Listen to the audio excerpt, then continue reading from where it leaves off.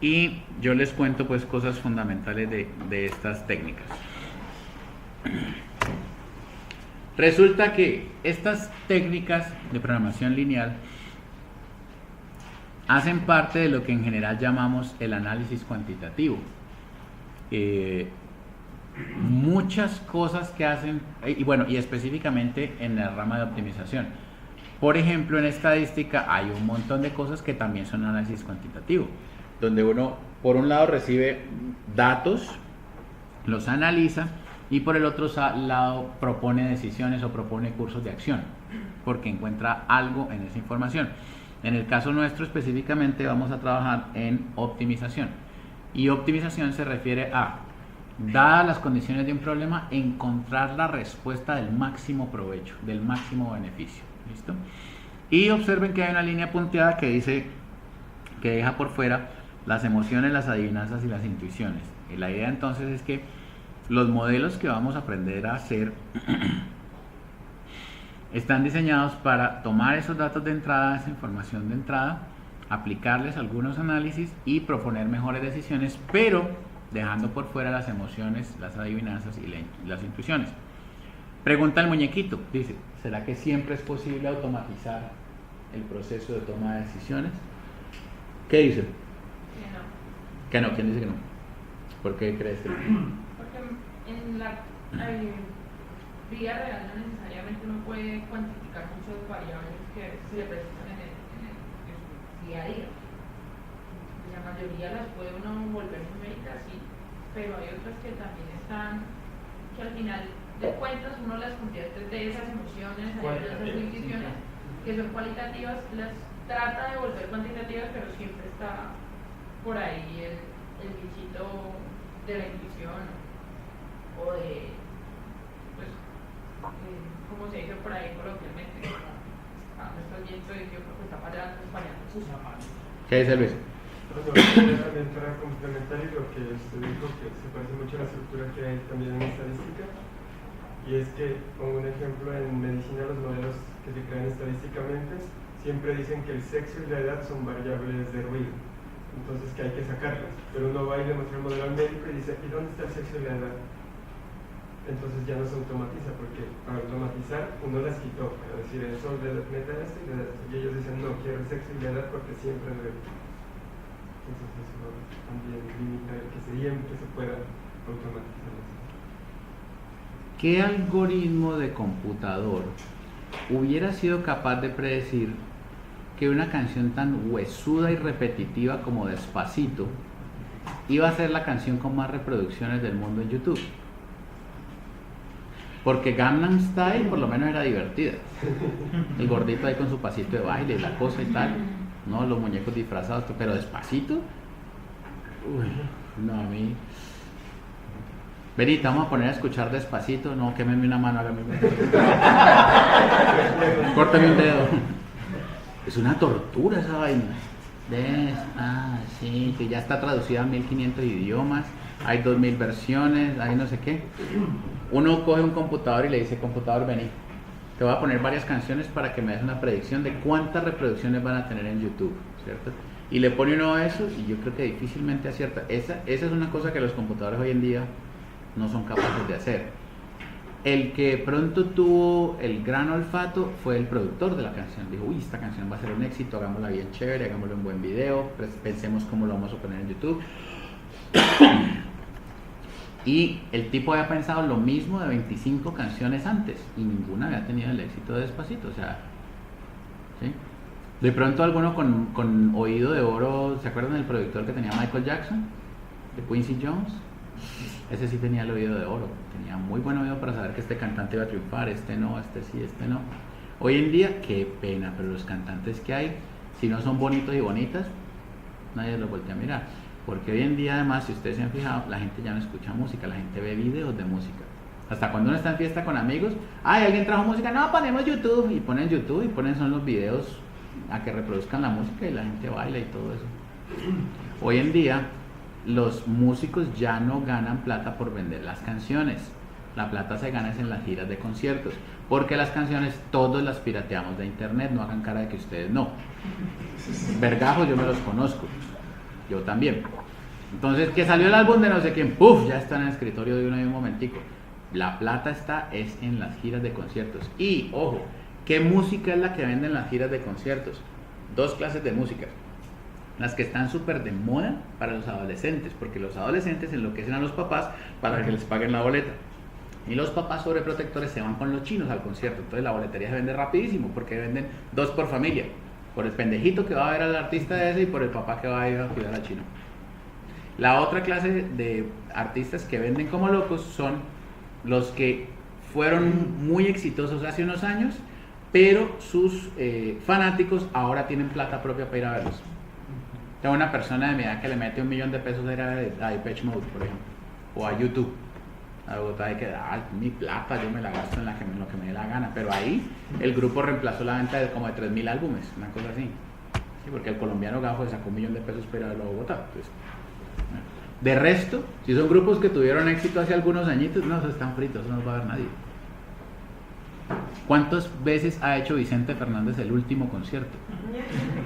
El concierto de la despedida. Vicente Fernández va a hacer el último concierto en una camilla, amarrado a un respirador, y la gente va a seguir pagándole. La gente quiere seguir yendo a verlo. Es perfecto. Yo no tengo nada en contra de que el tipo haga un último concierto cada año. A mí me parece un recurso perfecto. Y cuando empiece a cojear y hable, el próximo año de pronto ya no estoy con usted. ¡Guaso! Llega esa vaina. El último estertor de Vicente Fernández. En este concierto sí se queda y me pucho y lo vemos salir. Le tienen los claveles ya listos para tirarle. A cada uno le dan una flor blanca para que... No. Listo, entonces miren, ya tenemos claro que no siempre es posible automatizar el proceso de decisiones, el proceso de toma de decisiones. Resulta que como sea y porque sea, el responsable de una decisión debe ser un humano. Imagínense que yo entro a trabajar en una empresa y yo hago un modelo matemático, analizo una situación y propongo una solución. Le digo al jefe, jefe, hay que comprar esto, ¿listo? El jefe se va, ordena la compra de eso que yo dije. Y resulta que la compra es un fracaso porque ese producto que importamos no se vendió. ¿Listo? Entonces, ¿qué va a venir el jefe a decir? Venga, ¿qué pasó? Perdimos plata con esto. Y yo no le puedo contestar, no jefe, eso es culpa del modelo matemático. Ay. Sale volando analista, monitor, CPU y teclado por la ventana detrás del analista. ¿Cómo así? Entonces, ¿qué? ¿Despido al computador? ¿Le grito al computador? ¿Lo regaño al computador? ¿Qué? El computador es una pobre cosa inerte y que responde por todas las decisiones de una persona. Si ustedes alguna vez hacen un modelo y la respuesta les parece rara, créanle a eso, busquen por qué les parece rara. Si a uno algo le parece raro, probablemente es raro, probablemente hay algo incorrecto en la propuesta de solución que uno tiene allí, ¿ya? Una solución buena también debe parecer buena, debe dar confianza. Entonces, ¿siempre es posible automatizar? No. A veces la respuesta no me cuadra, a veces la respuesta no es, porque hay un error en el modelo, porque entendí mal la situación, porque tomé mal un dato, porque está mal hecho, porque no entendí bien la realidad. Por alguna razón hay algo allí que no está del todo bien planteado. Yo no debo casarme hasta la muerte como loco y como terco, porque la técnica está buena y perfecta. No. Pare y mire, analice, piense, porque el responsable nunca va a ser el computador, soy yo. Yo le digo al computador qué hacer, yo le programo, yo le ejecuto, yo le saco números. ¿Listo?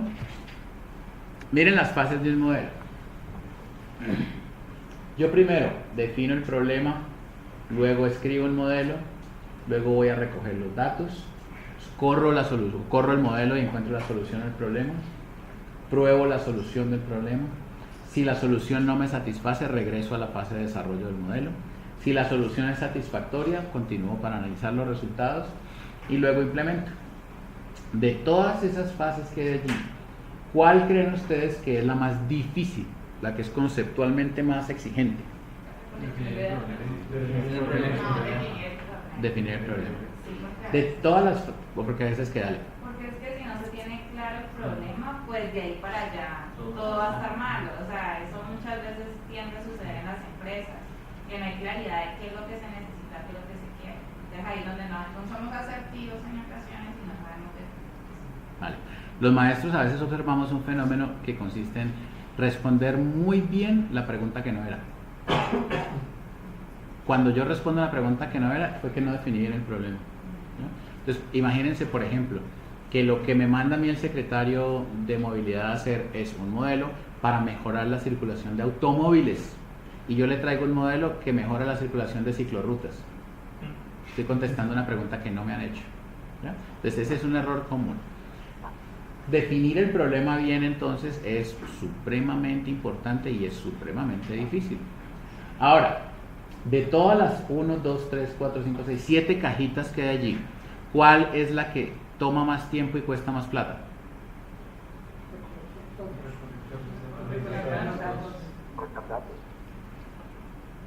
De acuerdo, es recolectar los datos. Si uno... bueno, fenómeno que he observado. Este sí lo he observado, que me lo han contado varios alumnos. Que uno les dice, venga, recoja tales datos, por ejemplo, para alimentar un modelo. Se van a la empresa, preguntan por los datos y la persona dice, perdón, la persona dice, esos datos deben estar en el SAP o en Oracle. Y le dicen, pero es que habría que personalizarlo, hacerle un query, que nos bote una tabla en Excel, hay que hacerle un mapa, hay que hacer... Rara vez la información que ustedes quieren para correr un modelo matemático está lista y procesada tal cual como ustedes la requieren. Cuando eso pasa, que la empresa sí tiene el query en el SAP, rara vez tiene información que sea de verdad. Eso, SAP, Oracle y todas esas cosas son problemáticos. No han sido la respuesta pues como perfecta al tema de la información, no lo han sido. Lo que pasa es que esos software están diseñados para guardar información, no para procesarla. Una base de datos, por ejemplo, la Oracle es para guardar datos, no para procesarlo y entregarle a uno lo que uno necesita. Ellos son muy buenos almacenando bits y bytes, pero no más. Y para reforzar eso, cuando uno va a implementar, uno compra SAP, por ejemplo, si usted no cambia toda la forma de funcionar su empresa para que se adapte a SAP, perdió la plata. Antiguamente, personas ilusas creían que vamos a personalizar el SAP para que funcione como nosotros necesitamos. No, se está comprando es un molde. Ellos le dicen, hacemos las mejores prácticas que hemos recogido en el mundo y se las presentan como moldes, pero si lo que yo hago no cabe en un molde de esos, estoy en problemas. Que personalice, que no sé qué. No, a menos de que levanten requerimientos, dependiendo de la necesidad y lo establece de la misma empresa. Pero pues no es muy costoso No, y la infraestructura no, es exigente. De acuerdo. Nosotros trabajamos con eso, levantamos requerimientos y dependiendo de la necesidad del negocio, de cualquier negocio, le decimos a la analista o al desarrollador, pues, eso es lo que nosotros queremos para dar solución a cierta situación. Pero desarrollar sobre SAP. No, por acá. Ok, pero lo que pasa es que ahora pues tiene un módulo para desarrollar software, que es para hacer redes. Entonces, una cosa es vos tener SAP y otra cosa muy diferente es tener Oracle. SAP es el molde. Y para vos poder personalizar SAP cuesta muchísima plata, o sea, cuesta más que montar el molde. Y el molde de por sí es muy caro. Pero si vos ya tenés Oracle y tenés el código para vos poder, o sea, si tenés el código puro para vos poder meterle la mano, pues obviamente ella lo puede hacer. Pero entonces ahí depende o difiere del tipo de base de datos que maneja. O del lenguaje de programación que utilicen de diferentes empresas. Conversación de TI, así. Sí, yo no. Por aquí pasa la P71. Bueno, ayer les cuento una historia de recolección de datos. Donde yo hice el doctorado, hay un instituto que investiga sobre transporte. Y un problema que la universidad de allá tenía, o tiene todavía, que es crónico, es el estacionamiento. Hay muy pocos espacios de estacionamiento para todos los carros que lleva la gente. Y sí hay algunos lotes de estacionamiento, o sea, los que quedan pues bien cerca a los edificios donde la gente estudia, pues son los que primero se llenan, obviamente. Hay otros lotes de estacionamiento más retirados. Había unos lotes de estacionamiento tan retirados que quedaban a igual distancia que mi casa. Entonces, cuando yo ya iba a tal hora, yo sabía que mejor no llevaba el carro porque era lo mismo que caminar desde mi casa. O sea, no ahorraba nada, ya eran lotes a 15 minutos de distancia de caminar, ¿sí? Entonces, había una materia que daban todos los semestres que era algo así como simulación de transporte, no sé qué, y una de las tareas que ellos hacían era recoger datos sobre el estacionamiento, cuánta gente entraba, cuánta gente salía, tal. Un semestre que empezaba, por ejemplo, en septiembre, entonces uno veía a la gente en bermudas, en camisetas, recogiendo, muchachos del curso turnándose, recogiendo información en planillitas, entraron 2, salieron 3, no sé qué, tal. Iban pasando los días, ya los veía uno con pantalón largo, de pronto con un suéter, Diciembre estaban los muchachos en medio de la nieve, ¿sí? Y con ya toda la protección, bufandas, orejeras, toda la cosa, porque ya era época pues de invierno. Y cuando empezaba el semestre en enero, lo mismo, arrancaban con toda la ropa pesada y terminaban en mayo ya con la ropa pues más liviana de verano, ¿sí? Lo que yo quiero decir es que ellos empezaban a hacer modelos preliminares como a las 3 semanas de tener datos, pero los últimos modelos ya definitivos del curso solo se podían hacer en mayo, cuando ya estaban los datos de todo el semestre, ¿ya? La recolección de datos de ellos era supremamente costosa, porque son cientos de horas hombre de todos ellos. Uno los veía de 6 de la mañana a 10 y media de la noche. Allá había algunas clases nocturnas y hay mucha gente que se queda a trabajar hasta muy tarde. Hay indios y chinos a quienes no les importa el reloj, entonces 3 y media de la mañana están saliendo de la oficina. 25 de diciembre, 12 de la noche, ya están metidos. Ay, no va a celebrar Navidad, ¿qué es eso? Ellos no la celebran, entonces les importa 3 pepinos, ¿ya? Entonces había muchachos tomando los datos en toda clase de turnos, pues desde muy temprano hasta muy tarde. Si uno cuantificara el costo, le dijera, les voy a pagar tantos dólares por hora, pónganle ustedes $10 por hora a cada persona, por todas las personas que... Ese levantamiento de información cuesta miles y miles de dólares. Lo bueno es que la mano de obra esclava en forma de estudiantes todavía existe allá. Entonces, simplemente les dicen, esto es su tarea, esto es para el curso, cada uno tiene que aportar 40 horas de recolección de datos, no sé qué, y allá se van y se organizan y lo hacen y uno lo ve pues tomando su información. Pero el costo es altísimo, es supremamente oneroso. Entonces, imagínense la delicia de uno definir un problema mal definido y salir a recogerle datos. Cuando llegue a probar la solución que le sirva para 3 cosas, que no le sirva para nada, se da cuenta de que perdió todo el esfuerzo y más bien hasta podría volverse a definir el problema, ni siquiera hasta desarrollar, ¿no? Sino definirse hasta la pura primera casilla. Pero todo el esfuerzo de recolección de datos ya se gastó y ya se hizo. Si le sirve para la segunda ronda es bueno, pero a veces no le sirve para la segunda ronda. Entonces perdió un montón de esfuerzo y de dinero allí. ¿Listo? Ahora, puede ser demorado también implementar, porque implementar generalmente involucra... Uy, se descuadraron las palabritas. Esperen a ver si logro cuadrar las palabritas para que se vean bien.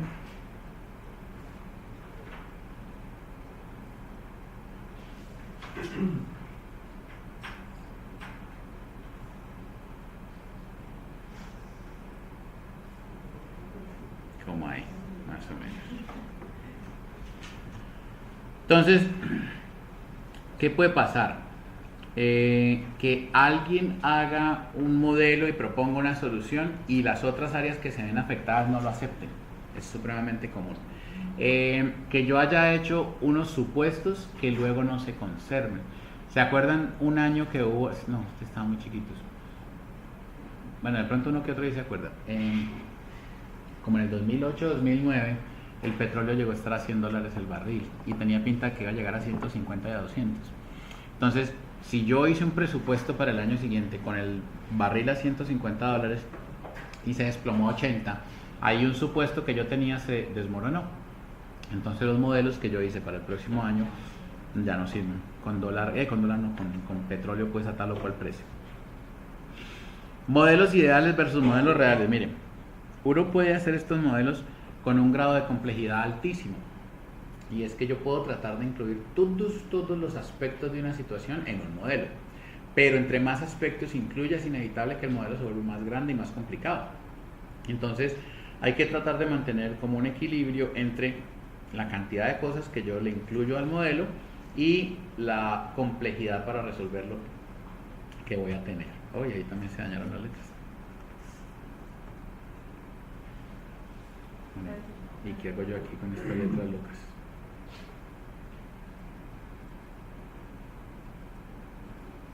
Supongamos que allí. Digamos que allí. Bueno, y el karateca de la izquierda se volvió nada, ¿no? El golpe del otro lo destruyó, sí. Como puro Mortal Kombat. Le hizo un fatality. Bueno, posibles problemas. También puede ser complicada la calidad y disponibilidad de los datos, por lo que ya hemos hablado, ¿cierto? Esta a mí me encanta, la de la dificultad en la comprensión de la matemática. Resulta que, imagínense que existiera una empresa llamada Arbeláez y compañía, como un Carvajal así grandísimo, pero se llama Arbeláez, ¿listo? Entonces Juan Diego Arbeláez, que es el nieto del fundador, descubre cuando está muy pequeño que tiene más inclinaciones artísticas que ingeniería de negocios, y desde pequeño estudia en Juvenilia y luego va en Colballet, y el muchacho es un bailarín de ballet. Entonces se va a entrenar a hacer su formación en el Ballet Bolshoi de Moscú, que ya está muy bien, y está unos años, hace giras por todo el mundo, y luego un día en una presentación por allá en Indonesia, al salir del teatro se resbala con una cáscara de una fruta nativa que huele muy mal pero es muy rica, y se quiebra un tobillo, y ya no puede volver a bailar profesionalmente. Entonces le dicen, venga, quédese como instructor. No me interesa, yo quiero bailar, lo mío es el baile, la danza, es lo que me motiva, ¿no? Entonces el tipo ya quedó pues deprimido y decepcionado y se volvió para Cali. En Cali lo reciben con los brazos abiertos en Arbeláez y compañía y le dicen, pues maestro, esto es de nosotros, entonces ¿usted qué quiere ser? ¿Vicepresidente de operaciones? Hágale. Entonces lo ponen de vicepresidente de operaciones. Pone extensa formación en ballet clásico. ¿Listo? Al año siguiente o al momento siguiente, entonces a uno que es el gerente de producción le toca ir a mostrarle un modelo para cambiar unas máquinas porque la optimización indica que hay que hacer no sé qué, no sé qué. Y uno le dice, entonces, ¿qué hay que hacer? Pues no sé, pero deberíamos sacar esa referencia en amarillo. ¿Cómo así? Es que el amarillo viene con todo en las últimas colecciones de París. El amarillo es el color vibrante para la danza el año que viene. Hay que lanzar ese producto en amarillo. Sí, pero ¿en qué cantidad y con qué máquinas? No sé, es problema de ustedes. ¿Qué hago yo con un dueño que no me entiende la matemática, que él dice, no, es que mi mente es estratégica? ¿No le han contestado eso alguna vez en la vida? Sí. No me abrumen con detalles, que mi mente es estratégica. O sea, esa es la salida para cuando uno no quiere pensar en los detalles, sino, mi mente es estratégica. ¿Sí? No me abrumen con todas esas trivialidades, esas banalidades. Mi mente es estratégica, mi mente va 25 años adelante. Yo estoy haciendo la prospectiva del negocio, la mentalización del padre Johantas y ya vieron al Dalai Lama y man va por allá. Sí, pero pues necesitamos aprovechar los recursos y el modelo matemático nos sirve para eso.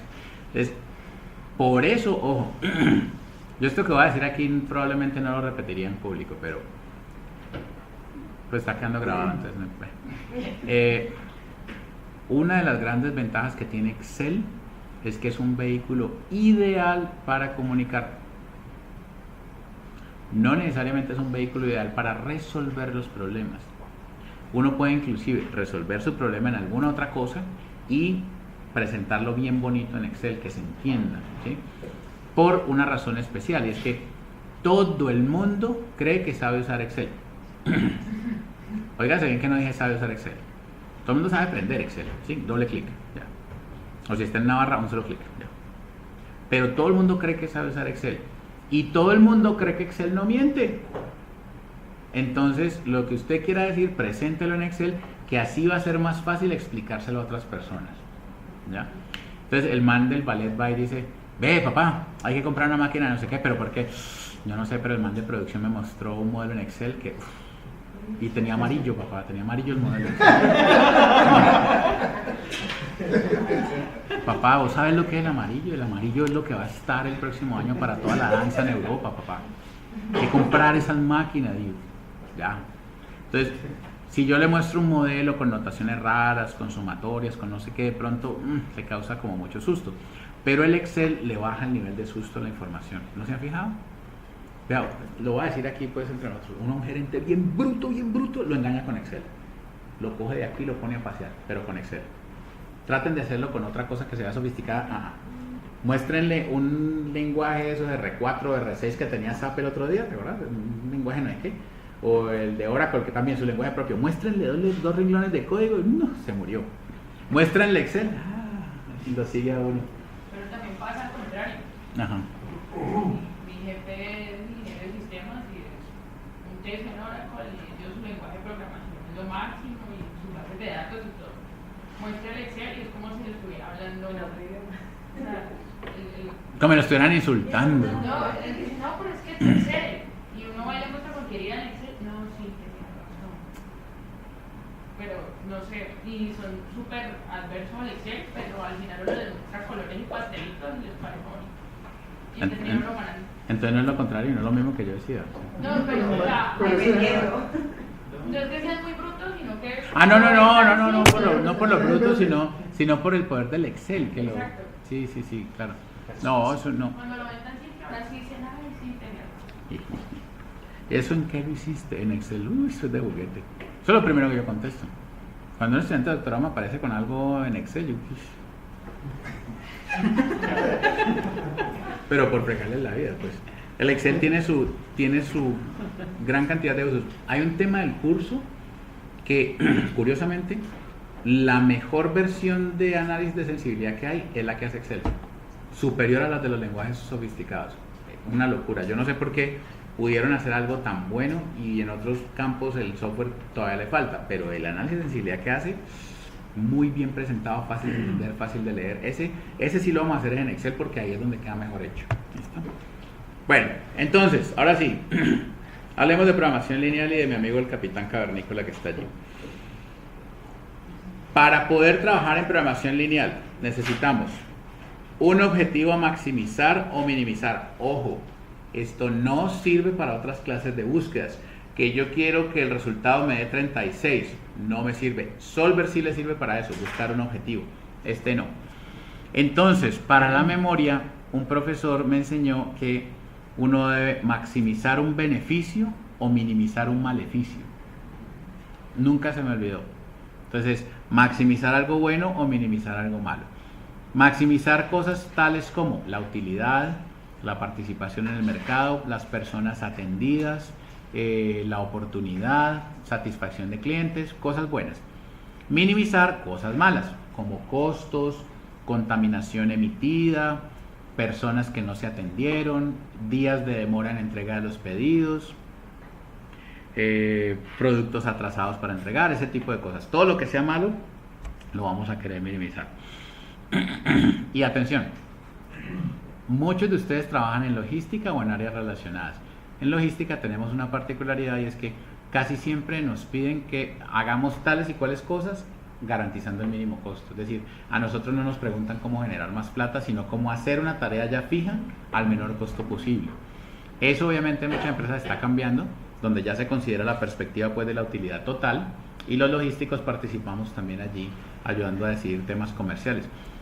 Hay un egresado nuestro de la maestría que trabaja en Yupi y él trabaja mucho en temas de ruteo y de logística de los vehículos.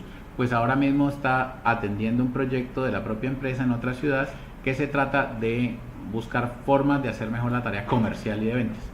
Entonces él ahora también está muy de frente participando en la tarea de vender más y ganar más plata, ya no solamente minimizar el costo. Segundo, debe ser un problema donde existan restricciones, donde haya algo que evite que yo le dé valores arbitrarios a las variables, que yo haga básicamente algo que no me deje hacer lo que yo quiera. ¿Listo? Porque también existen modelos de optimización no restringida y son diferentes. ¿Listo? Los que vamos a ver aquí son restringidos. Ahora, debe haber posibles cursos de acción para escoger. Si usted no puede escoger nada, no le haga modelo. O si usted necesita escoger solamente entre dos cosas, pues tampoco hay que hacerle mucho modelo al asunto, ¿ya? Pero si hay variedad de cursos de acción, puede ser interesante para modelar. Y el objetivo y las restricciones deben expresarse en términos de ecuaciones lineales. Esa es una condición fundamental para poder llamarlo programación lineal.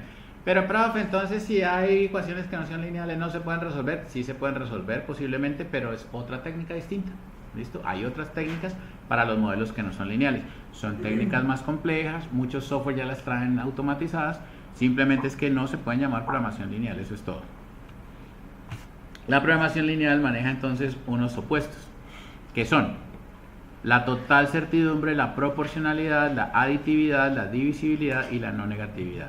Ustedes van a leer sobre esto en el capítulo del libro. ¿Listo?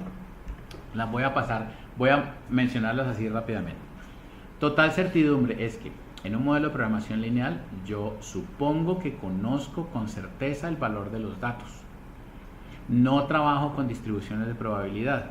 no trabajo con valores promedio y desviación estándar. No, programación lineal no trabaja con eso.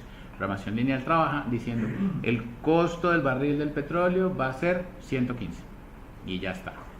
¿Y qué pasa, profe, si yo quiero considerar la posibilidad de que el petróleo valga 100? Entonces, hágase a un lado, corre el modelo otra vez con el valor de 100 y observa el resultado. ¿Listo? Pero el mismo modelo en la misma corrida no permite pensar que el valor sea a veces 100 o a veces 115. No, tengo que conocer esos datos con certeza. Proporcionalidad, dime. No sé si estoy mal, en el ejemplo de las minas, el que está en el video, creo que se hablaba de promedio. Y por lo que está comentando ahorita, me confundió un poco, porque pues en estadística el promedio es un parámetro, pero ahí se toma solo como dato. Por lo que dice ahorita. Pues, sí, en ese caso, ese problema, ese promedio sería tomado simplemente como un dato fijo inmóvil parámetro. O sea, no se considera ni su variabilidad, ni nada. Nada. Entonces, al decir promedio es como decir, en ese caso, probablemente están diciendo que la información de estas 3 minas se recoge en este solo numerito. ¡Pum! Es como decir que pues, en el año el precio del petróleo puede fluctuar de 100 a 50, hagámoslo con 75.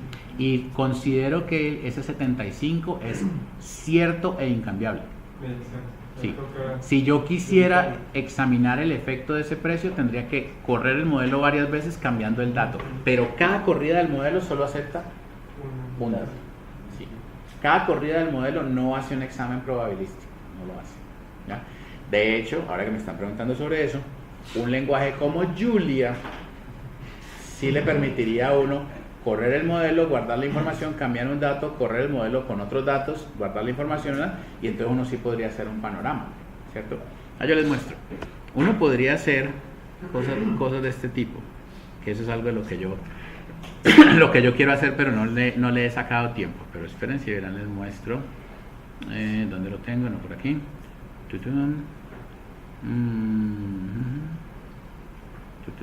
Necesito uno que tiene gráficos. Uno que tiene gráficos,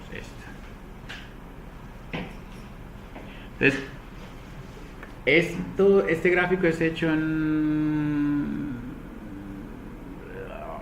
Octave, no es en Octave. Y este gráfico lo que está presentando es, observen que aquí en la parte, entre comillas, plana del gráfico hay un plano cartesiano, ¿cierto? Allí hay unas coordenadas. En este problema en particular había unos puntos cliente que yo tenía que atender con un centro de distribución.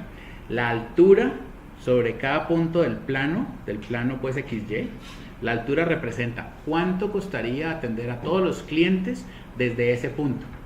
Y entonces fíjense que yo puedo hacer un gráfico tridimensional donde cada punto en el plano es una coordenada en un mapa y cada altura es el costo de poner mi instalación allí. Yo podría hacer con Julia este tipo de dibujos donde estos de aquí abajo fueran 2 parámetros que yo los pusiera a variar en un plano cartesiano y recogiera el valor de la función objetivo en cada uno de ellos. Entonces, si a mí me dicen, pero venga, es que pensamos que el valor del dólar del petróleo puede estar, entre tanto y tanto. Yo lo miro en el dibujo. Si el dólar está entre tanto y tanto, las soluciones van a estar entre tanto y tanto. ¿Ya? Entonces, esto en Ample no se puede hacer. En Julia sí. Y se puede hacer el gráfico súper personalizado, como uno lo quiera. Este es, por ejemplo, la vista superior del gráfico. Donde está la parte azul más oscura es donde cuesta menos ubicarse. Ya, este es el mismo gráfico visto desde arriba con un mapa de colores jet. Este es con otra norma de distancia. El anterior, si ustedes fijan, tenía bordes rectos, ¿sí ven? Este tiene bordes suaves, bordes curvos. Entonces este es con una norma de distancia que permite eso.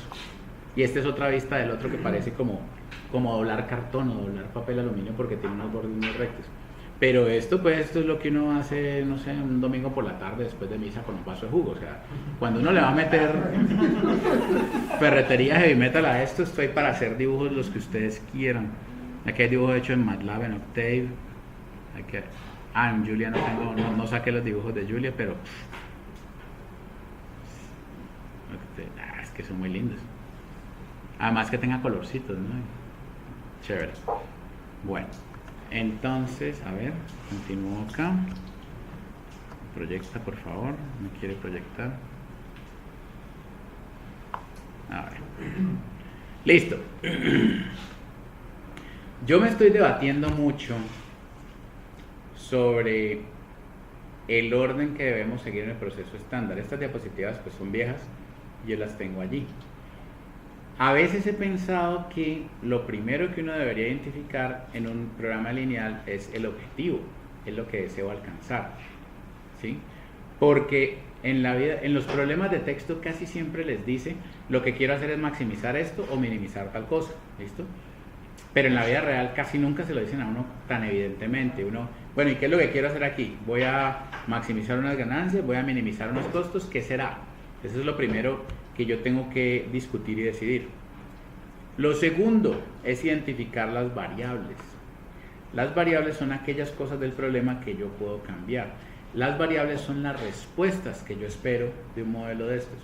Yo espero que un modelo de este tipo me dé una cierta cantidad de respuestas que son las variables. Las variables deben valer esto y esto y esto.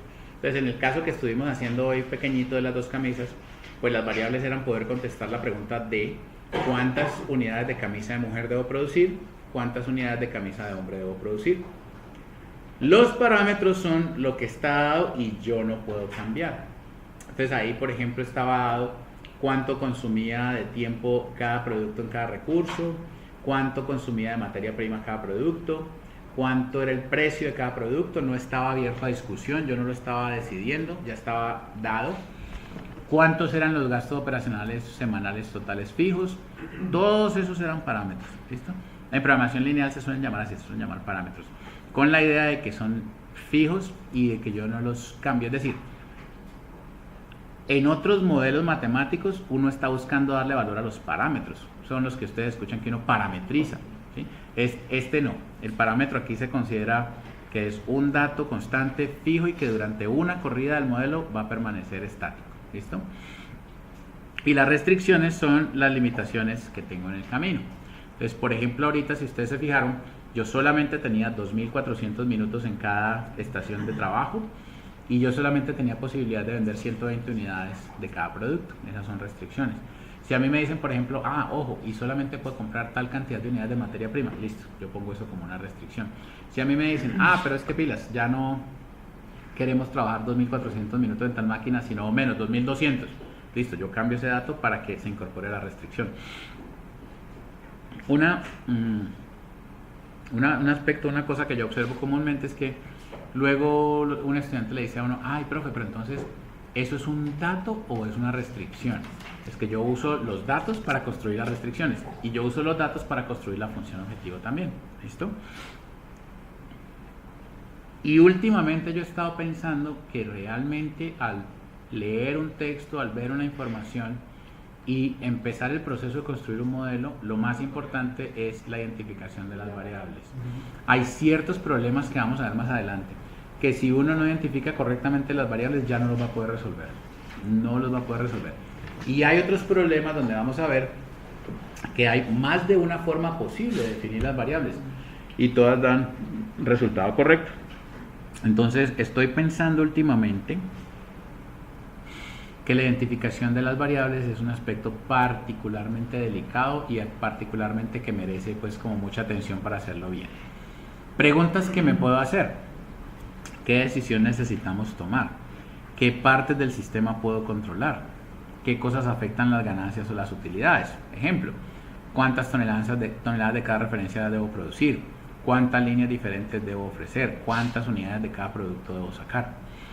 ¿Cuántas personas de tales capacidades debo contratar? ¿Cuántas personas deben estar activas en cada turno? ¿Cuáles proyectos debo empezar en qué momentos? ¿En qué porcentaje debo invertir en estos proyectos que me están planteando?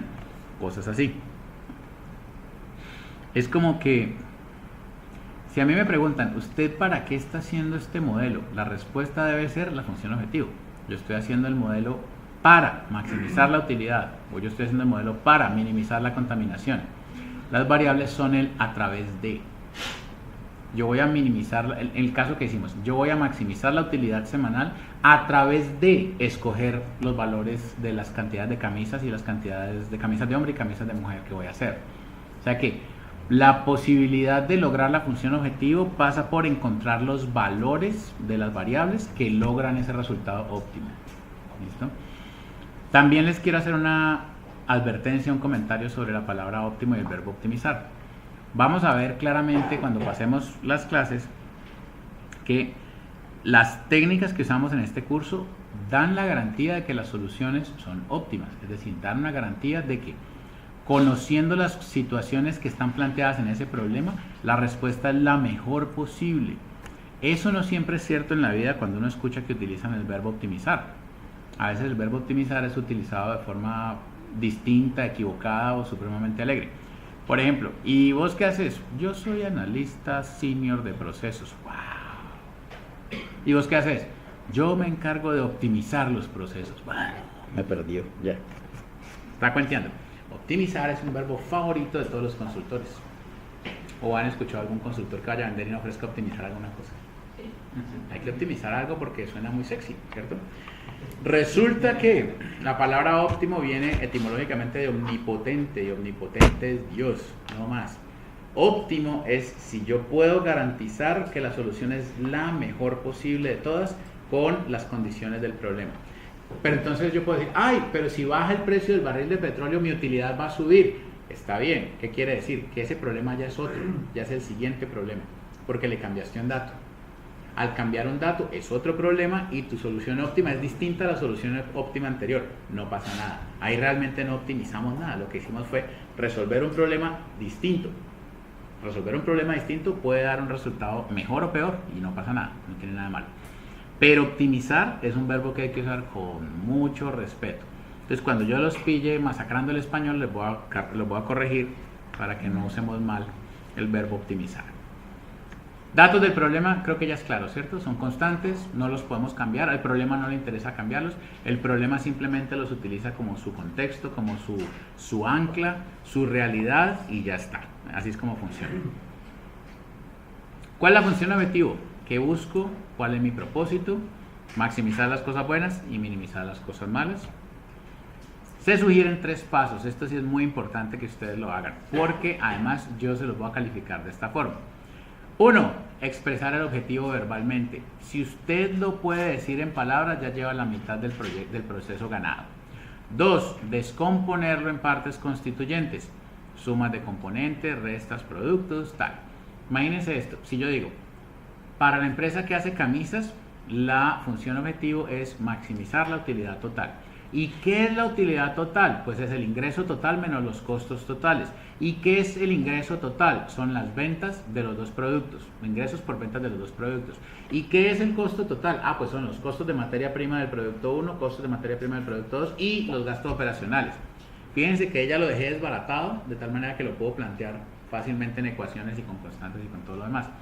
Pero si uno solamente dice es maximizar la utilidad, con eso no se ha resuelto todavía el planteamiento, no se ha hecho el planteamiento.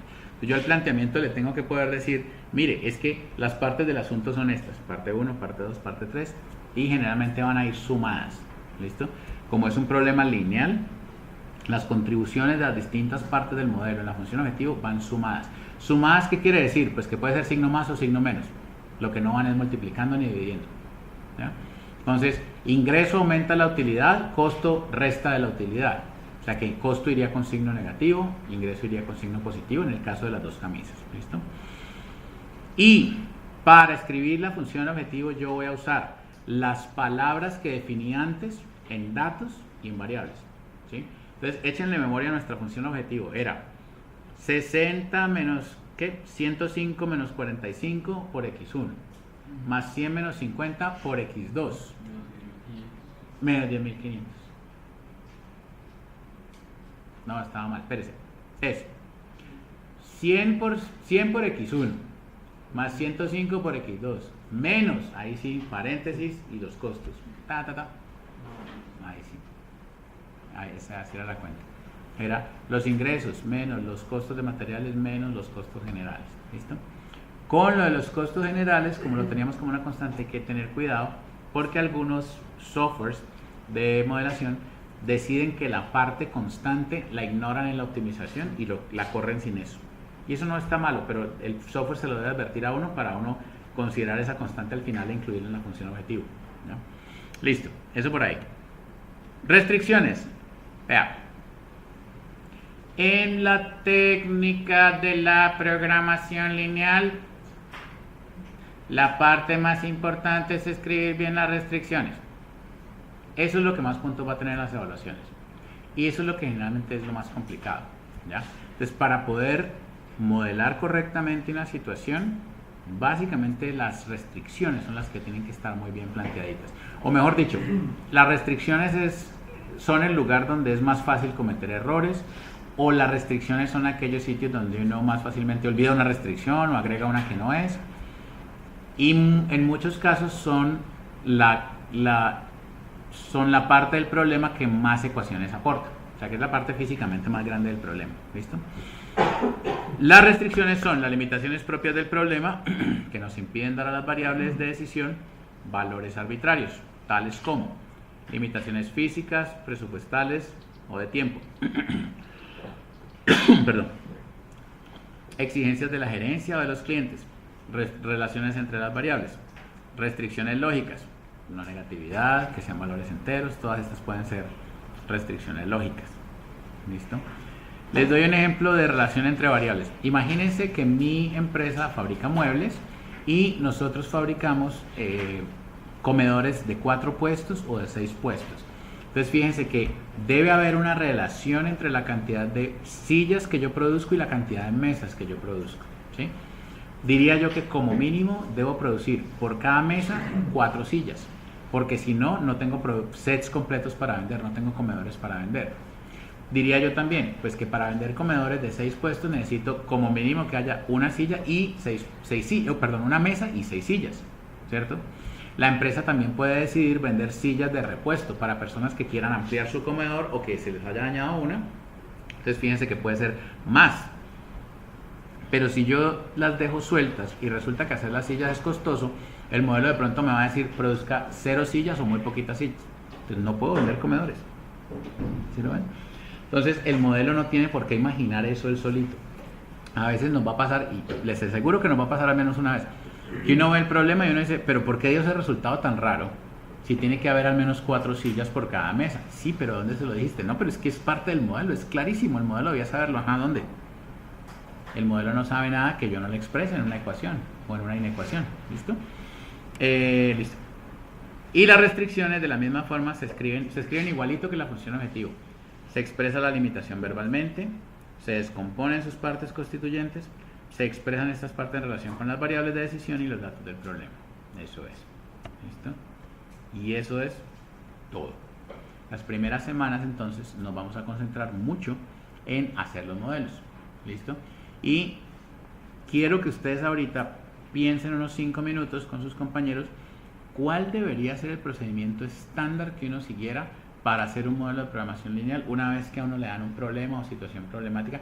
Piensen que se las damos ya en un libro de texto. ¡Pum! O sea, les doy un libro de texto que tiene todos los datos y tal, pues como para no enredarnos. Pero en términos del pensamiento, cómo me aproximo al problema, cómo lo leo, cómo planteo cuáles son las variables y cuáles son las otras partes, piensen por un momento, conversen con sus compañeros y me dicen, mientras ustedes hacen eso, yo les envío aquí otro mensajito de correo electrónico. Entonces, háganlo.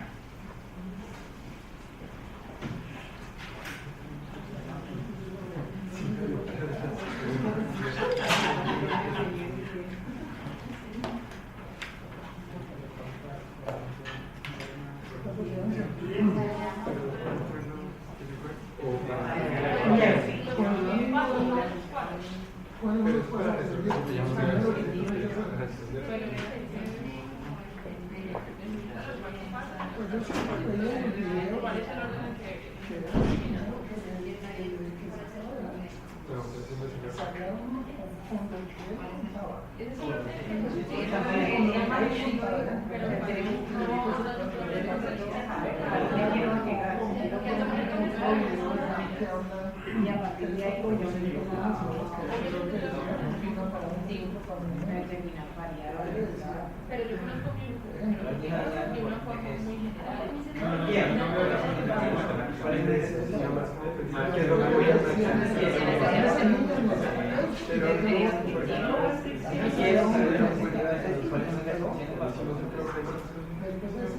Tratamos de definir cuando elegimos cuál es el pensamos en orden de objetivo.